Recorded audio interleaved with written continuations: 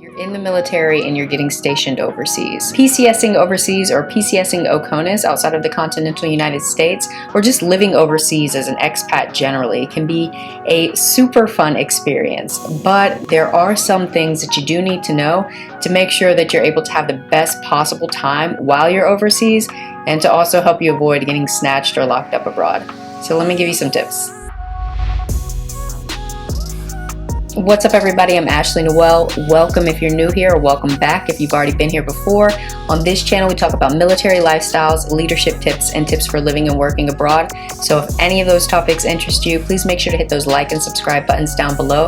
It is completely free to you, and it does actually help the channel and lets me know that the information that I'm providing is actually useful. Tip number 1, blend into the local population as much as you can when you're off base. So this means don't wear any military gear or military paraphernalia or anything that would identify you as a member of the United States military. The reason for this is that you are stationed in somebody else's home country, and believe it or not everybody wants the US military's presence in their backyard. It's one thing to look like a tourist. I think that for a lot of places that you go, that's probably just going to end up being inevitable, but you set yourself out as a target for enemy actors if you identify yourself as a US service member just out and about on your own. I've lived overseas in several different capacities by now, but I was working for the Department of State at the US Embassy in Nigeria for a little bit, and I remember how guarded and secure they keep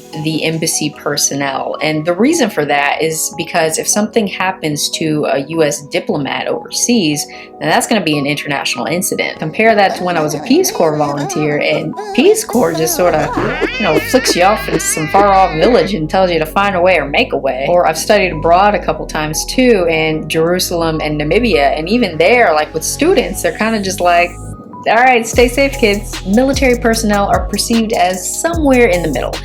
Not as valuable as a diplomat, but still worth something to your organization in that the military will still make an effort to get you back, but don't make yourself bait. Remember that you're not on your home turf, and just try to blend in, even if that means just looking like a tourist. Piggybacking on that first point, for the second tip, remember that you're a part of someone else's culture now, and be respectful of that. So don't try to force your ways onto them, because that just doesn't ever work. So this means that you need to be mindful of dress standards.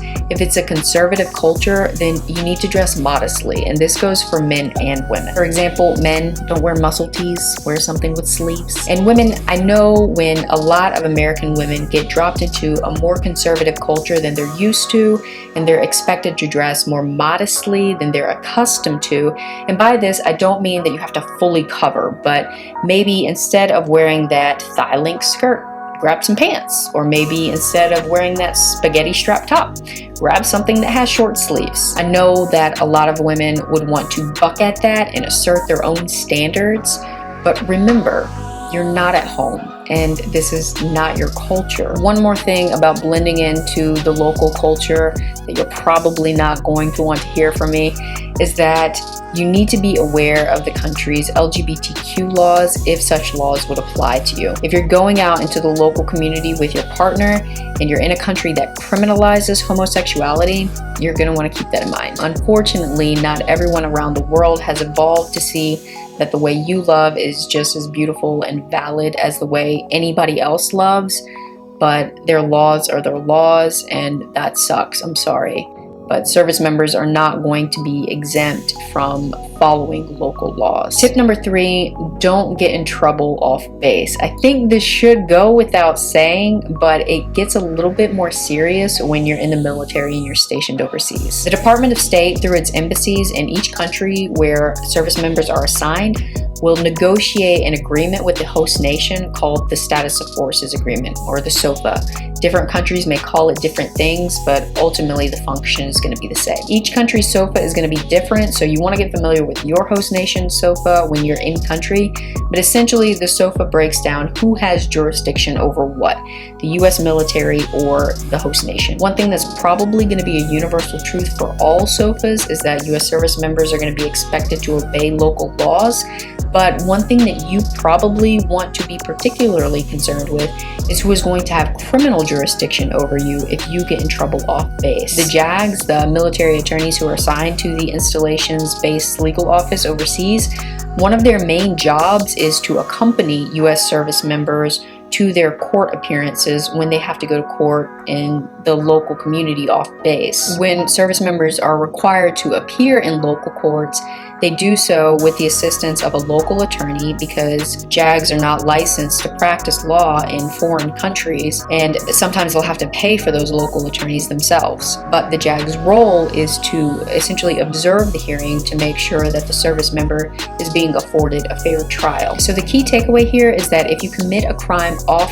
base, depending on how that country's SOFA is set up, the US military may only be able to do so much for you. Also realize that even if you get convicted by the local court and you face whatever penalties that they deem appropriate for you, you're still going to be subject to penalties on the military side for your misconduct as well. And those penalties that you may face on the military side could end up being pretty heavy, just because criminal conduct by U.S. service members tends to hurt our relationship with the host nation, believe it or not. So a service member's misconduct in the local community, that's going to be noticed by levels of higher command because they're the ones who have to try to work to maintain a positive relationship with the host nation. And especially if you're stationed in a location where a lot of the local population doesn't really want a military presence there, you make their job that much more difficult. So yeah, it's a big deal for you that you gotta go to court in this foreign country,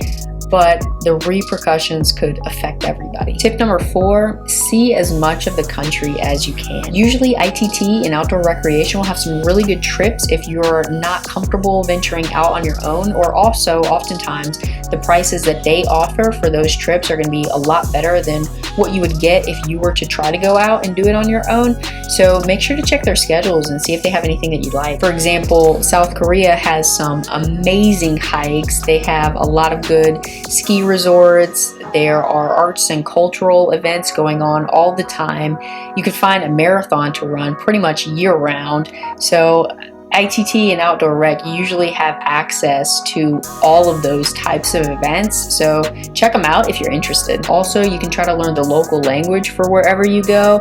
I absolutely love learning foreign languages. It is one of my favorite hobbies, and I know from my experiences at least, there is no better way to learn a language than to be completely immersed in that culture and have to learn that language just to be able to survive and get around.